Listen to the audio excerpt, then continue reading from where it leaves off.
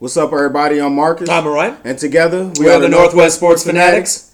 Back at you guys with a preview video. I guess tomorrow is a special day. Right, football. Yes, the Thursday night football kicks off with a Super Bowl rematch between the Denver Broncos and the Carolina Panthers. We're going to go over both teams offensively and defensively. Right, and it's going to be on NBC at 5:30. All right, so let's kick it off. Let's talk about the Carolina Panthers, the defending NFC champions, led by, of course, Mr. Ron Riverboat Rivera and Mr. Cam Newton, arguably the best dual threat QB that we've ever seen since maybe Randall Cunningham. Right. You could throw in Steve McNair with that as well, also Michael Vick, but I don't think neither one of them was as good as Cam Newton.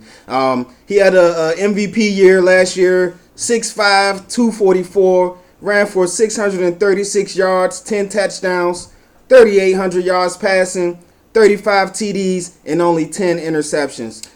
And I was going to say, really scary that, in this young part of his career, that he's not slowing down. We might have not even seen the best of what he has to offer. And he's only going to get better. Of course, his backfield mate is Mr. Jonathan Stewart. Had a solid year. You know, he's from the O. He had a solid year, injury plagued a little bit. He still ran for over 900 yards, scored 6 touchdowns.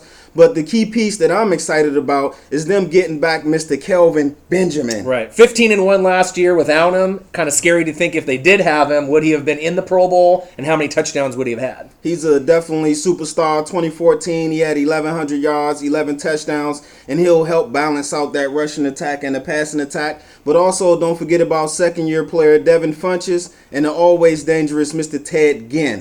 Probably, arguably, one of the best deep threats in the NFL today. All right, and that tight end, of course, they have Mr. Greg Olsen, the second best tight end in the league to Gronk. You know, there's no arguments there. He's going for his third straight 1,000-yard season, but Cam Newton's career really started to take off once they acquired Mr. Greg Olsen. Right, and like I said, you said in the top three, there is no argument there with Greg Olsen. He might end up being number one statistically, with this offense rolling, obviously, with Tom Brady and the suspensions, with Jimmy Garoppolo, maybe, they're going to have their little safe net to Gronk, but how many looks is he going to get, from a game to game? All right, and what about the defensive side of the ball for the Panthers? All right, Carolina Panthers D, the big question right now is you cut ties with all-pro cornerback Josh Norman, number one in Madden. No more Norman. Right, got the Redskins mega deal. Yes, so what do you have that. in return? You have a secondary that has 2 rookies. Wow. All right, so on one side you got James Bradbury, and the other side you have Darryl Worley.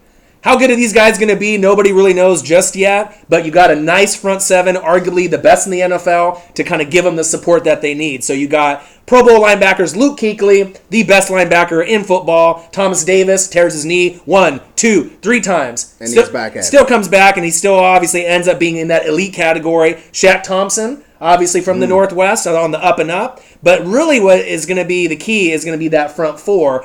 Coney Ealy, defensive end. Wow. People were kind of sleeping on him last year. Then he goes in the Super Bowl, has a game of his life, 3 sacks, and had a hand in 2 takeaways. And the most important game of his career. Right, so that obviously is going to get him paid in the future. Charles Johnson on the other DN, beast. Right, you got Kawan Short, Star Lotulelei, beast and beast. So you got solid people all up front, and it's going to be really scary to think, will they go 16-0? No. But I have a good feeling that even though reputation and obviously records tend to be broken, if you go to the Super Bowl, typically you don't go back the following year. But this team is so good that there is a great chance for them to make it to the Super Bowl and possibly win. Hey, the best defense to me in football right now, but those 2 new rookie corners will be tested. Absolutely. All right, let's go over to the defending champion, Denver Broncos. Of course, they led by Mr. Gary Kubiak.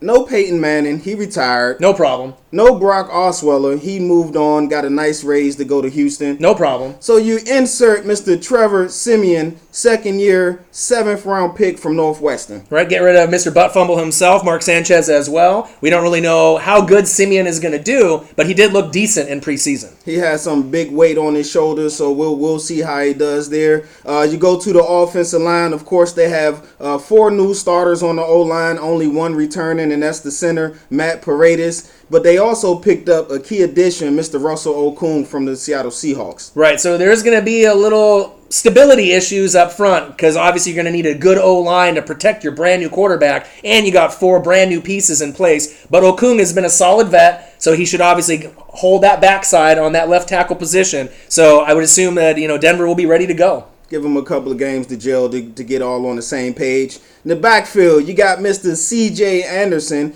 new contract to be the lead back, so they're expecting a big year for him. But look for him to share carries with a rookie that I like, and then Mr. Devin Booker from Utah. Right, and C.J. has a kind of a history of getting hurt and banged up, so will he be able to make it a full 16 games?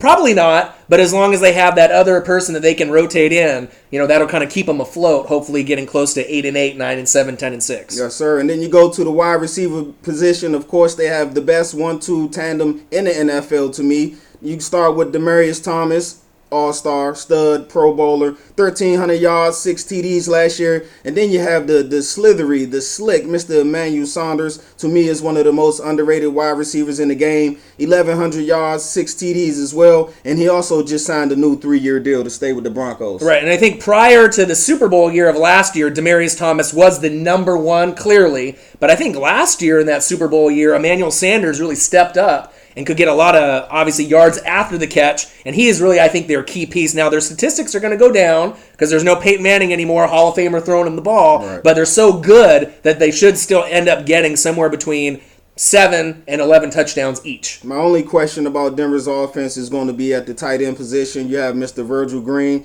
He needs to have a big year to help out the first-year starter in Trevor Siemian. But what about the defensive side of the ball for the Broncos? All right, Denver Broncos D. So if you are a Denver Bronco fan, that offense makes you a little worried, but you have a fantastic defense led by who? Super Bowl MVP, the best in the world, Mr. Von Miller, eat it up. 2.5 sacks and a forced fumble in the Super Bowl, which was really the key piece that made them win. Now, what happens? He's the highest paid defender in the NFL. Deservingly well. Right, no surprise. But up front, you have some real key pieces. You got Derek Wolfe, Sylvester Williams, Jared Crick, right? So they could be on other teams and obviously make a key piece, adding to their starting lineup, but they kept those guys there. Linebacking core is a little bit stronger. You got DeMarcus Ware, future Hall of Famer from the Cowboys, now obviously with Denver. Yes, you got double teams on Vaughn. DeMarcus will get in there. And in that Super Bowl, he looked like he was in his early 20s, going off the snap and going off the ball. Brandon Marshall, not the wide receiver on the Jets. Todd Davis, but the one I kind of like, even though he got in a little trouble and there was some controversy, is Shane Ray.